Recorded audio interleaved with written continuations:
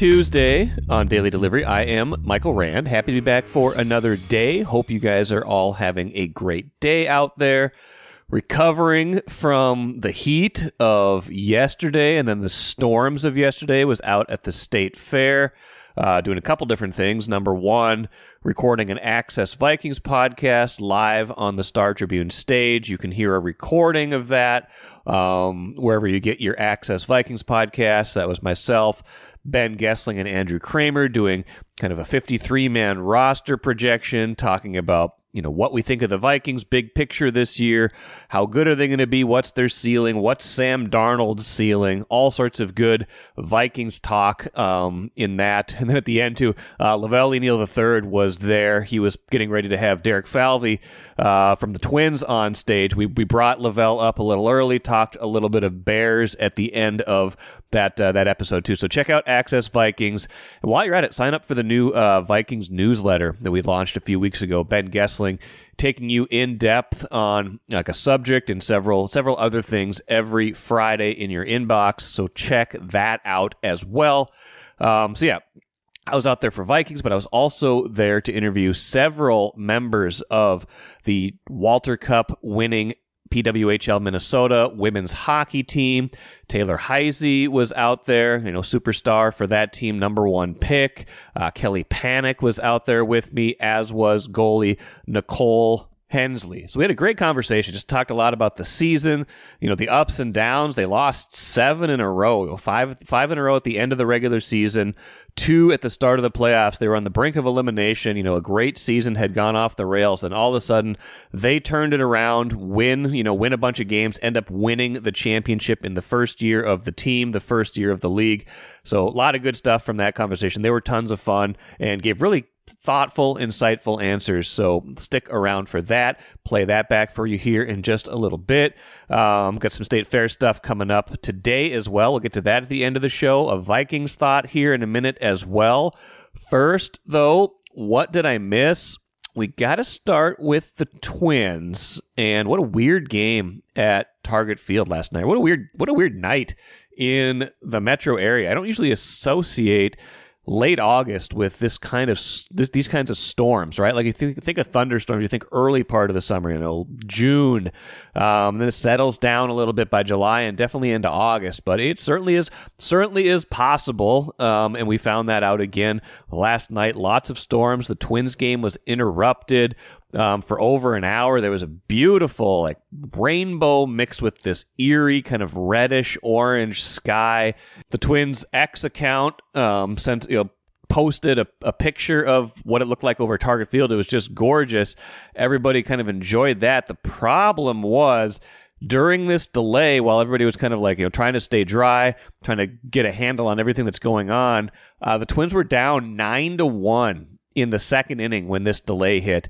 And yeah, there was no relief in sight. There was no chance the game could get wiped out. They changed that rule a while ago. It was going to either be finished last night or continued as part of, kind of a makeup, continued as part of a game today, probably in addition to the regularly scheduled game. They did get it all in. 10-6 was the final. Never really got that close. I mean, they rallied a little bit, but it wasn't like, are they gonna win this game? Are they gonna come all the way back? So a 10-6 loss. Bailey Ober, who had been tremendous pretty much all year, gave up 9 runs in that game. His ERA jumped like a half a run just in one game, which is hard to do this late in the season when you've pitched so many innings, especially so many good innings like Bailey Ober.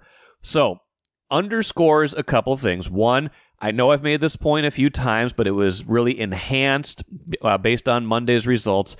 The Twins are putting so much on Pablo Lopez and Bailey Ober right now, with the 3 other rookies in the rotation, with Joe Ryan's injury, Chris Paddock's injury, no other starters acquired at the deadline, no other healthy starters acquired before the start of the season.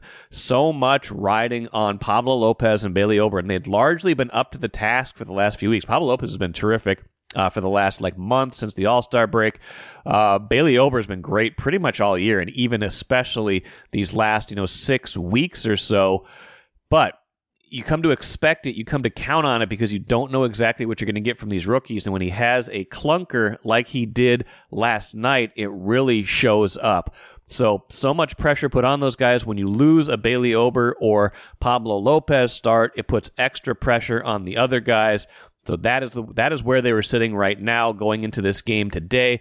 Simeon Woods Richardson, who's been very good all year, has really saved them all year, but still is a rookie, still is someone who, probably only going to give you 5 innings. You're going to be kind of dependent on the bullpen, dependent on him pitching well, hitting his spots, things like that. You could win this game. You can win any of these games, but a lot of this pressure put on all of the pitchers, including the veterans, that did not work out for them in the Bailey Ober start. The next thing to note is Twins are in 3rd place in the AL Central now. They lost yesterday. Kansas City swept a doubleheader against Cleveland, moved up 2 games in the standings. Kansas City just 1 game behind Cleveland now in the standings. Twins just 2.5 behind Cleveland. Even with this kind of 6 out of 8 stretch that they've lost, they haven't really lost ground because Cleveland has been slumping too. But Kansas City, the team making the move. The Twins now 1.5 games behind Kansas City, 3rd place in the AL Central. Now all 3 teams are in good playoff shape just because, they've built up some equity. They still have good records. The other teams around them in the wild card chase are faltering. Boston, Seattle, teams like that were kind of in the mix earlier, they have faltered throughout the season. But you look at it right now, like you look at Fangraph's playoff odds, all of them above 88% right now. So it's not like it's gloom and doom. It's not like the sky is falling for the Twins, even if it kind of did fall last night, both metaphorically and literally for them. But you look at it, and they still have a chance, but you just don't love the way they're playing right now. You certainly don't love their health right now. I know Byron Buxton sounds like he's heading out on a rehab assignment pretty soon. Brooks Lee, the same thing, so they probably should get both of those guys back maybe before the end of the homestand. That wraps up at the end of this next weekend, so maybe getting some offensive reinforcements. It's the pitching reinforcements that are really of a concern to me. Got to get somebody in here, got to get some help. Maybe Louis Varland is the answer. I don't know exactly what the answer is, but the bullpen needs help. They didn't get help at the trade deadline. Trevor Richards was the only guy they got at the deadline, and he has been a disaster. Wild pitches left and right. He has not been an answer for them. He's not been a reliable pitcher that they could count on and in any way, shape, or form. So I like the position they're in. I don't love the way they're trending right now. We've talked about this before too. It's not like baseball is this kind of continuum of momentum, though. They could win today, all of a sudden get on a stretch of, win 4 out of 5, and all of a sudden they're back above Kansas City right there with Cleveland. So a lot of season left, about a month left. They still have those 4 games left with Cleveland in the middle of September that could go a long way to determining this, but the team that is playing best in this division right now is the Royals. Royce called this a couple weeks ago, by the way. He was like, I think the Royals are going to win this division. And I'm like, really? The Royals? Like, they lost 106 games last year. What are you talking about? I think he's right. That might be the best team with kind of the most kind of upward trajectory right now, the higher ceiling right now. A lot to play out, though. Should be a fun race. Right now, though, where the Twins are in the race is not fun for them. The Vikings, meanwhile, it's cutdown day. They're going to cut down to the 53-man roster today. All of our Vikings writers will have you covered on that. Like I said, we previewed that on the Access Vikings podcast that we recorded at the fair yesterday. That went live yesterday afternoon on all your podcast players, things like that. Wanted to just take a minute. I'm concerned about a few things with the Vikings, some positions of concern, and I'm kind of surprised when I think about it because of the 4 that I'm the most concerned about, 3 of them are on offense. I'm concerned about quarterback. Haven't had to be concerned about quarterback with the Vikings for a lot of years, right? You've had Kirk Cousins here. Even if you didn't love Kirk Cousins, you could like Kirk Cousins. You could say, I know what I'm getting from Kirk Cousins. This is an above average quarterback. That position is going to be okay as a floor and probably well above average as a ceiling. Now, Sam Darnold is the starter this year. J.J. McCarthy getting hurt, lost for the season, makes that a stronger possibility for the entirety of the season. Sam Darnold has not shown anything in his 7-year career that indicates he is ready to be a Kirk Cousins level player. Maybe this is the fresh opportunity with the right situation, the right system, the right people around him. More on that in a minute, that he needs to unlock his potential. He's got the arm talent. Kevin O'Connell's talked about he can make all the throws. It's a matter of kind of getting him in the right spot, getting him in the right situation, making sure he's not trying to do too much, let him exercise his skills, his mobility to a certain degree, and let him go play football. That could work out for them, but more likely is that he's going to be a quarterback in the bottom half of the league, and maybe the bottom half of the league, in the 20s, and they just haven't really gone into a season like that. So that is a concern for me. Another concern for me on offense is still the interior of the offensive line. Think about where they were last year. They couldn't run the ball when they needed to. Haven't meaningfully upgraded the offensive line. Garrett Bradbury is still your center. Ed Ingram sure sounds like he's still going to be a starting guard. Blake Brandel is taking over at another guard spot. Dalton Reisner is going to start the year on injured reserve. Is that better than last year? I don't think so. And last year, they had all sorts of problems against certain types of defenses in the pass protection and a lot of defenses when they needed 3rd and 1, 3rd and 2, 4th and 1. They couldn't get the yard they needed. That's the mark of a team that I think can run the ball. I don't think the Vikings can do that yet. They might commit to the run more. They've certainly got a more talented running back group right now, especially led by Aaron Jones than they did last year. I am still worried about the interior of the offensive line holding up and being able to move people around when it matters most. I am also concerned, at least initially, about their pass-catching group.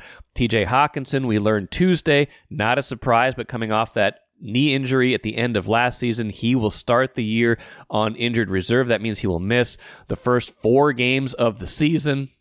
So you've got no Hawkinson, Jordan Addison trying to work back from that ankle injury, and could be a suspension looming for him at some point this season as well. We all know about Justin Jefferson. I'm not worried about Justin Jefferson. The only thing we'd worry about with Justin Jefferson is his hamstring going to hold up? Was that just a one-time thing? Is he going to be okay when he's healthy? Of course, he is the best wide receiver on the planet. We all know his gifts. Just worried about the depth behind him, especially at the start of the year. Jalen Naylor sounds like he's going to be wide receiver 3, could be elevated to wide receiver 2 initially if Addison is out at any point. Beyond that, the depth is murky. I think some of these guys showed up well in the preseason, but that is just preseason. They're not always going against the ones, things like that. So I am concerned about the pass catchers as well. On defense, I am worried about cornerback depth. I like what they did to sign Stephon Gilmore. I think Shaq Griffin and Byron Murphy plus Gilmore can be a formidable 3 in at the start of the season, but inevitably someone is going to miss some time with something. Griffin has missed a lot of time over the last few years with major to minor injuries.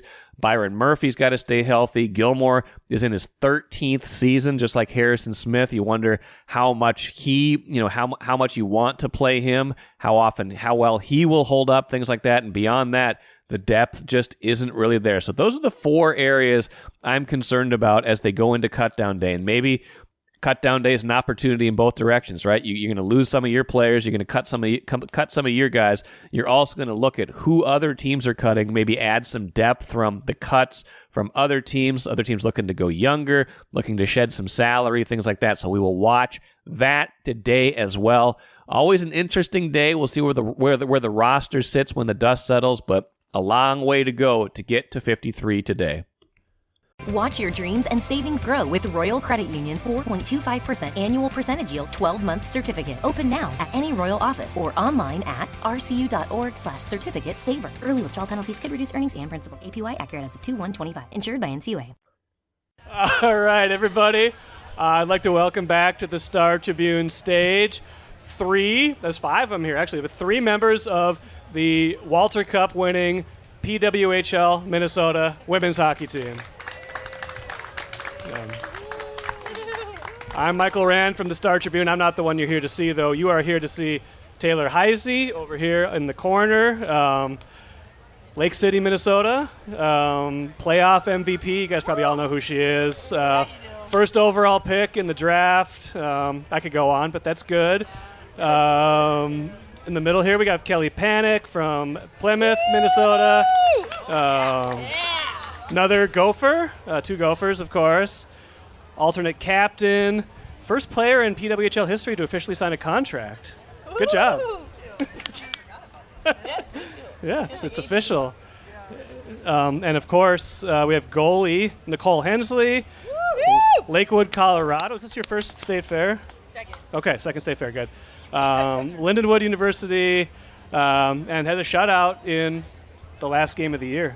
Good job. So welcome them all to the stage. We're just going to have a fun conversation about hockey, about the state fair. They brought their trophy, which I think is nice. Is there, like, traditions yet with the Walter Cup? Do you guys, like, bring it places and, like, drink out of it, stuff like that? Well, we're the first ones with it, I know. so we're making some traditions. And we've found creative ways to put different food items in it and drink different things. So after this, we'll keep kind of wandering around and seeing what else we can put in the cup. What's gone in it so far? Well, we had strawberry mango margarita, or daiquiri, whatever it was. We had Pronto Pups. We're going to get cheese curds. We had The Luigi's breadsticks. Okay. We had one more thing. I had frozen key lime pie on a stick. That didn't go in there, but that was pretty good. That'd be kind of awkward, right? So in all seriousness, though, it's a beautiful trophy, and it was well earned. I have to admit, I maybe doubted that you guys were going to win it at a certain point. I don't know if you guys maybe believed all the way, but it was like got a little dicey at the end of the year. How did you rally from the end of the regular season and the first couple games of the playoffs? You're saying after we lost 7 straight, you didn't believe we were going to win? I mean, I'm trying to be polite here, but yeah, I was maybe a little bit skeptical. How did you turn it around? I think one of the most interesting things about our league is there's no easy games. All the teams are very even, so there's never a point where you can look at something and say, okay, we can turn it around here. So it was really something where we had to kind of look within ourselves and in the room and believe that we could do it. And I felt like we played really well in our second game against Toronto and just got a bad bounce. And so I think that was kind of started to be the turning point. And then obviously Maddie Rooney came in and played really well, and that really gave us a boost. Is that accurate? Did you guys have the belief? I think I've heard that the second game against Toronto was a little bit of a turning point. Yeah, I think it started like even those last like 5 or 6 games of the regular season where we just could not find a way to win or get a point. Yeah. We just got lost, I think, in trying to get a result versus playing how we had played all year, which was a defense-first game. We have 2 great goaltenders, and we have really great defenders, and we just truthfully didn't score a ton of goals all year round. Our power play was never really great, but then all of a sudden our penalty kill wasn't doing well either, so it was kind of this snowball effect. And then it started in that playoff, that first game going into Toronto, where you're going into a really hard environment. Toronto's pumped. They have hosting the first game of the playoffs. They had a great second half of the season. Yeah. They're riding high. And like Nicole said, that second game, I think, was actually a turning point where we started playing our game again, where we started playing defense first and just wearing a team down, using our depth. That was something that was huge for us all year, was relying on all of our players that were dressed and getting everyone in the game, using our team speed, and then trusting that that's going to create goals. And from there, it felt like we never really looked back. I've heard some athletes say that momentum can be overrated. We try to think of momentum as this thing where it just carries from game to game. But in your case, it does kind of seem like there was a negative momentum and then all of a sudden a positive momentum. How did you kind of feel it as it turned the other way? Yeah, I think you could tell, like Kelly said, we started not only believing in what we could do, but knowing that we had what it takes in the room to go out and win every game that we could. And it was kind of opposite. We started off really hot at the beginning of the year, and Toronto started off 0-7, I think. Yeah. So they did the same thing we did, but flip it around. And obviously no one wants to be going into playoffs 0-7 in the last 7 games. But I think for us, we saw, I think it was Maggie Flaherty scored the one goal we needed. We hadn't scored in 4 games. Yeah. And she scored. I think it was in the Toronto game. And after that, we needed to see 1 goal go in. And then all of a sudden, we went on an upward trajectory. So momentum's huge, but I think that you create your own momentum. And we did at the end of the day, whether that's seeing a goal go in or just truly believing that, we're playing with house money at this point. Play as hard as you can and just see what happens. I want to get back to kind of that championship run in a minute, but I also want to take it back even further, to the start of all this and just the momentum this whole league had and just the crowds you guys were getting this year, the fan support. Could you have pictured that? How are you envisioning this, either compared to how it went last year? I think in general, across the league, I think fan attendance and engagement and all of those things blew everything out of the water that the league had planned for and set up for, which I think is obviously a great sign. To have 13,000 people at our first game, and then that continued on. It wasn't a one and done thing.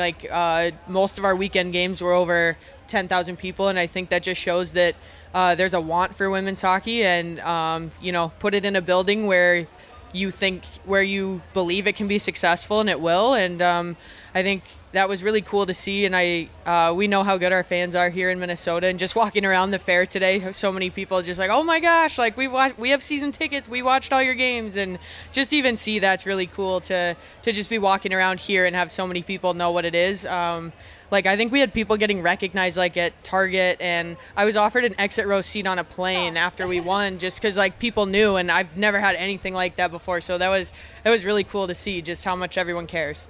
What was that like for all of you? Just like there's probably like a sudden rise in recognition, fame, but also just like people caring about the thing that you've cared about for so long. Yeah, it's pretty cool. I think more of us are concerned with the fact that women's hockey is finally on a platform that it deserves, and that there's a place for it. Whether people believe that or not, still to this day, I think if you don't, you might be a little jump on the bandwagon. Right. But no, we're excited to be out and about showing the Welter Cup off, not just for us, but for everyone in Minnesota that supported us. We would have played in front of the 5 people that were there if that were possible, but we also played in front of 14,000 people. So we're just happy to share this with all of our fans and everyone that's made this environment such a great one. And I believe that we have the best environment anyways in Minnesota when we play, all the other places as well, and I think our team believes that. So when we come out and skate out and see all the little girls with all their little signs, like that's the best part of every single game. You guys both played at the U of M. Was this like something that was in the kind of the background of your mind, an opportunity like this, or is this just not a reality as you're playing college hockey? Yeah, when I was in college almost, I think, over 5 years ago now. I feel old. It wasn't like, just don't worry, there you're wasn't fine. Really, there was I think it was the NWHL at the time. Yeah. But it wasn't as like clear and as definitive and as feasible. I actually got drafted in the NWHL, but I didn't really know what that meant. No one from the team ever reached out. So there wasn't a clear cut thing. And now I think what's great is for like the kids leaving college is like, or even entering college, high school kids, like they're like, I want to be a part of that league. Yeah. And what I think that's going to do too is it's going to put an emphasis to college coaches to like help your players develop, because that's the dream that they want to achieve. It used to always be like kind of, I want to play on the national team or play in the Olympics, but the reality is that's such a like small percentage of people that get to do it, and there's an element of luck in that as well. Sure. Whereas now what you were doing, like we have this thing where people know about it, they can dream to be a part of it, they can watch it really easily, which I think is huge. Every game is on YouTube. Every game is in the local market. So for us, it was Valley Sports North. And then everyone kind of had their kind of equivalent wherever their market was. But now you're seeing that it kind of lets people have this dream. Like I always say, little boys dream of being a Stanley Cup champion, right? When they're playing street hockey or out in the ponds, like they dream about being a Stanley Cup champion. For us, we never really had that. It was kind of like maybe be the Olympics, but even then, that feels crazy when you're a child. Yeah. But now you have something that is a lot more tangible, and it's hopefully going to just keep growing and again, be somewhere where all these young girls can play in someday. That's a great answer. Taylor, I want to hear your thoughts on that in a minute, but I also want to back up for a minute. You got drafted, but nobody ever got a hold of you after you got drafted? Maybe it was supposed to be me. I mean, I was. No, I don't think that's on you. I don't think that's on you. Yeah, I just think it was also more so, I think, about where hockey was at that point. Okay. I don't think, because at the end of the day, like, it was just never really clear on what was, the way that things should be. And I think that's where now, like, it's taken a really long time, and there was a lot of steps, like, to get there. Like, this league would not have happened without the NWHL, without the PHF, without the PWHPA. Like, we needed to go through all those building blocks and learning curves to learn about, like, what was important, what was, things that we needed to have in this league carrying forward to keep it moving forward. And I think everyone that's gotten drafted hopefully has been in contact with their teams. That I hope. I can't say for sure, but I hope. Minimum expectations. I hope so. I agree with that. Taylor, any thoughts on just the process of what that was like? Yeah, even for me, I graduated college last year and was blessed to be able to just kind of flow into the league. Moocher. I guess I'm a moocher. I don't know. And for me, I didn't grow up a hockey fan. Like, I didn't start playing hockey until I was 7 or 8. And I guess when I started playing hockey, I knew I kind of wanted to play for the Gophers. And that's kind of the only thing I knew. Like, at that point, there were little leagues here and there, and they know it too. there just wasn't one that looked as feasible and one that looked like it was going to be here for a long time until I was out of college, which would have been a long time past that. So like I said, feel really blessed that I was able to come into a league and not only be a part of a team, but be a part of a group of people that have been through kind of the shit of things, honestly. Like the early ice times, the leagues that, you're playing in front of 5-10 people, like there's a lot of things that they went through, and to be able to learn from them and to see how awesome this opportunity is for all of us, and to be grateful for every opportunity, which, bringing it back to the 7 losses we had, that was something that stuck in my mind. Just be grateful for the opportunity to play. You never know what's your last time, but so fun to be playing with them and to have the opportunity to not only play in college, but then play professionally afterwards as well. So you have the 7 losses, and then you go on this run. What does that feel like, and then ultimately culminating in holding this trophy? What was that? How did that feel? I feel like it was kind of, after we won the Game 3 against Toronto, we were all kind of looking at each other like, oh, don't let us get one. Yeah. And it kind of just snowballed from there. I think it was something like we knew we could do it once we got rolling, and I think winning that huge Game 5 and then to have to go straight to Boston, even though we lost that opening game, it was still kind of like we knew kind of the travel and the emotional roller coaster we were just on. We still felt like we played pretty well in that Game 1, and from there it was just kind of like we knew it was ours for the taking, and I think that came like a lot of belief in each other and ourselves to just be able to get the job done, and it took us 2 times to throw the gloves and get it right, but that's all right. It makes for a good story. Well, I was going to ask you about that. I mean, that's such an emotional roller coaster. You think you've won a game, and again, this is kind of speaking to the notion of momentum. Like, you think you won the whole championship, then it's taken away. You got to go back and do it again the next game. How do you? I mean, that was what I was most impressed about with that whole run. I don't know how you felt about it. Yeah.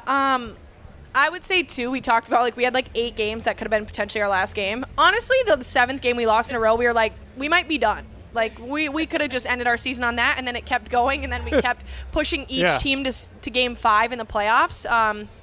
But just having, the belief, like I said, in ourselves to have, just have fun and play. Like, it's a kid's game, as much as we sometimes need to be reminded of it, me specifically sometimes.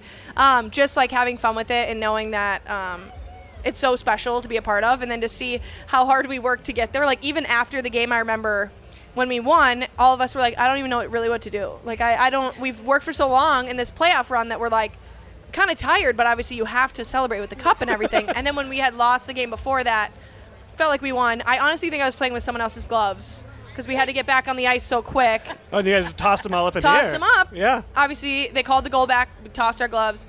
Whatever, we start playing again, and anyone who knows sports knows that you're not winning that game. Yeah. So, and it was quick, too. As much as we wanted to win and we knew we could, it was just quick, and it went by in a jiff. But then we went to Boston and we won, so it's okay. Yes, you did. Okay. A few more things. I love this. This is great. Thanks again for coming by the Star Tribune booth. Those just walking by, this is 3 of the great members of PWHL Minnesota, the Walter Cup winning champions. Okay, we got 5 or 10 minutes left here, but what do you do for an encore aside from, let's talk about this, aside from a nickname, we think, right? We're getting a nickname this year. We don't know what it is yet, but you're probably tired of that. September. Are you tired? You're probably tired of talking about the nickname, but people kind of want it, right? They want an identifier. PWHL Minnesota is quite the mouthful, so. It is. Yeah. Do you have favorites? Do you have things you want? I don't know. I think it's going to be nice to have something to where, on the bench, it's we would say, let's go purple. And then we would shorten it to it doesn't roll off the tongue great, but we make do with it. Yeah. I do think it was important to take the time to hopefully get them right.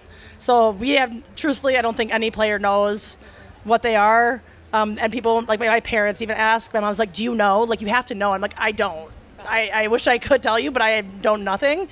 So I think hopefully just when they get announced, there's a lot of excitement about it. And I think it's just going to naturally ramp up into the excitement for this next season as well. And the best part about it is probably then you won't get asked about it anymore, right? Because people are even people are well, why don't they have a nickname? I'm like, I don't know. It's just kind of what they did. They wanted to get the league going, and that was more important. I always say, it's nice being able to play in the league, and people ask you, what do you do? And I say, I'm a professional hockey player. And then they say, where? And I say, the PWHL. It's just very easy and clear. And it's the professional women's hockey league. It's just very, your job title cut. is in the name of the league. But now it's like you're saying, it just eliminates that, too. And they're like, oh, what's your team name? And then I can just say... Minnesota, whatever it is. So what do you do for an encore then? I mean, it's probably hard to, everybody knows how good you guys are. I mean, not that they didn't before, but to get this league is, talent up and down the league. How do you how do you do this again, I guess? I think just let it sink in for a good amount of time. I actually feel like we won this like a year ago. Okay. It's been a while, but all of us are back in the ice. We're training, we're working together, and a good group of us will be skating together here soon in the next few weeks and just getting back to where we know we can be. But we're very excited for training camp, excited to see some of our new teammates, and then just the tryout process and everything's pretty surreal. It's something that you can dream about. It's definitely hard, but it's something you dream about as a kid. Hopefully you, like us, we didn't know it was going to happen, but it's something you want to try.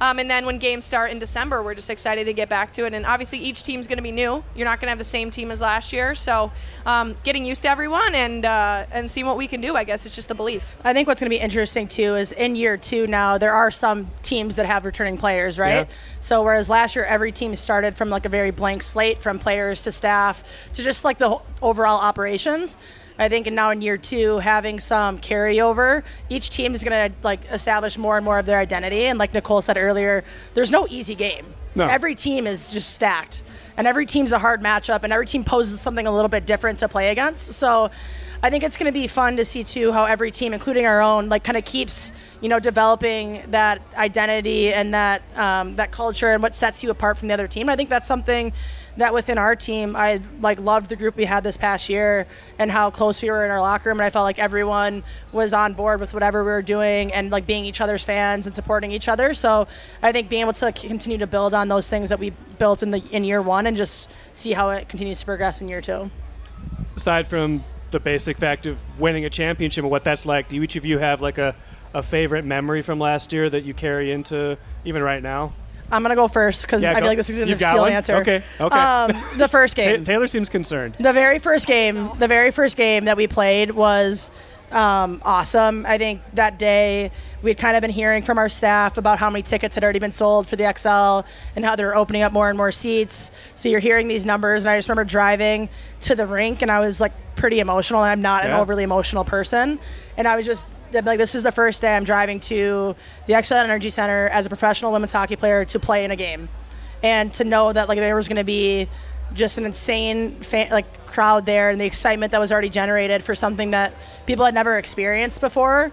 And like been fortunate enough to play in front of big crowds, but that one, even though it might not have been the largest in number, to have it be your home fans, and to have it be like the start of what it took. I mean, decades to get to this point. Not even just it was decades of when women's hockey really started to build from like the 1998 Olympics to now. Going out on the ice for that, and then just like the whole production of that first game, and then I think we kind of crushed that first game. That was one of my very favorite memories of the entire season. It's gonna be hard to top that, but I want to hear from both of you too. I'll go last. Okay, that's fine.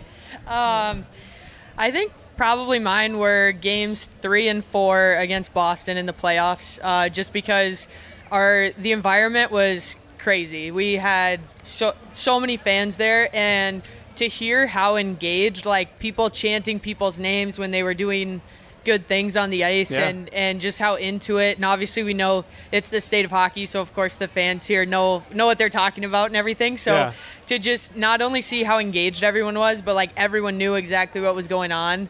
And I just think that's kind of makes us a little bit different than every other market.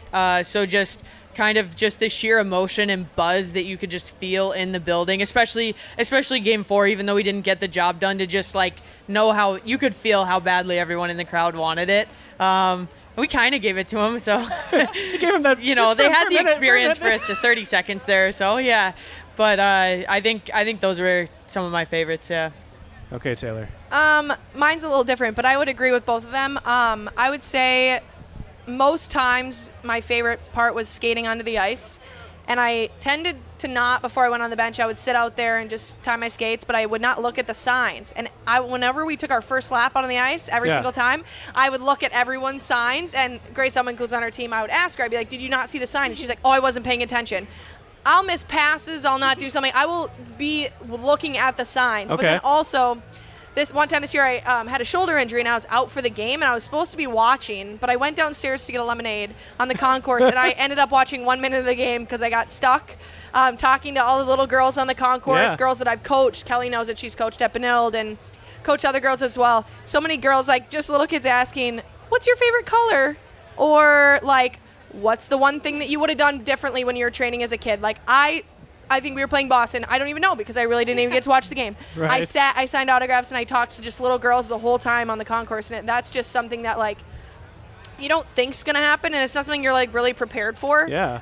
But it was pretty cool just seeing how many little kids care about the sport, and everyone's like, I want to do that. I want to do what you guys do.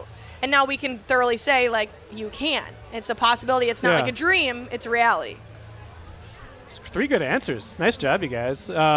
Has that all sunk in, just the fact that you have that opportunity now? Because it feels like it happened pretty fast. I think what's really cool too, like Taylor talks about, like all of the future kids and the young girls. I think it's really cool too when like an older woman who's like older than us who said, I had to stop playing hockey because there wasn't this opportunity, and I'm so happy you get that opportunity. And this ranges, like there's people that are around our age even, or maybe they're a little bit older, but even like older ages that, again, like they're maybe part of like the beginning of Title IX.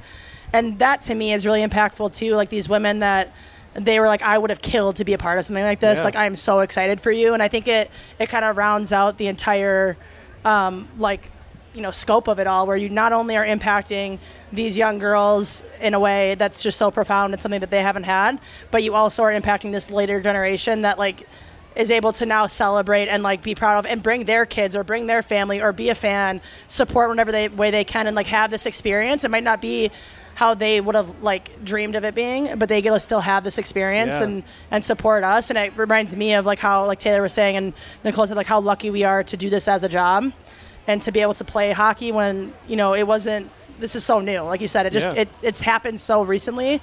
I just am really, like, those are some of my favorite experiences as well.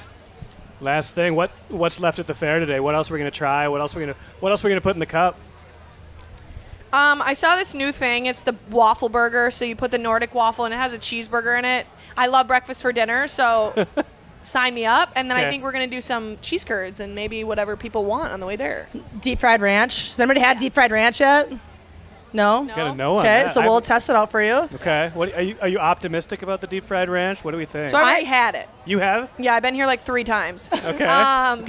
Give us the scouting report. So it has hot honey, and I'm a hot honey fan. So it's very interesting. It's got an interesting texture to it, but if you like ranch, you'd like it. So okay. Yeah. Optimistic from that answer. Who doesn't like ranch? Ranch? And who doesn't love PWHL Minnesota? One more time, round of applause. Taylor Heise, Kelly Pannek, and Nicole Hensley. Thank you guys so much. Appreciate it. Thank you. Thank you. Hope you enjoyed that conversation as much as I did. If you are sitting at home right now thinking, why on earth didn't you ask them about the controversy at the end of the year? Natalie Darwitz out as general manager, all the stuff that happened at the end of the season after the championship did not feel like the state fair, place where everybody's just kind of having a good time, enjoying yourself, bringing out the Walter Cup to show everybody. That is not the venue to ask that question. That is certainly a part of their story this year as they gear up for year 2. I think they start again in early December. As they gear up for year 2, that is definitely part of their story. That is something that will need clarity. How the end of the end of last season impacts what they've got in year 2. But that was not the venue for that question, even though that is a question that needs to be asked and answered at some point. Speaking of the state fair, let's finish today with the cooler. If you were out today, when and if they open the fair, maybe by the time you're listening to this is opened, but the storms that kind of wreaked havoc on Monday night and into Tuesday morning delayed the opening of the fair Tuesday, so hopefully they'll get back on schedule at some point here. Got a couple different things on Tuesday at the fair. If you're out there, 3 o'clock, I'll be out there with members of the Gophers softball team. 5:40, Kent Youngblood and I will be talking to Gophers women's basketball coach Dawn Plitzowhite. So come check us out at the State Fair stage. It's not just me out there. There's a bunch of other stuff going out today. Come check us out. The revamped Star Tribune booth should be a ton of fun. Hope to see you out there. Until then, I am Michael Rand. Have a great rest of your Tuesday. Back at it again tomorrow.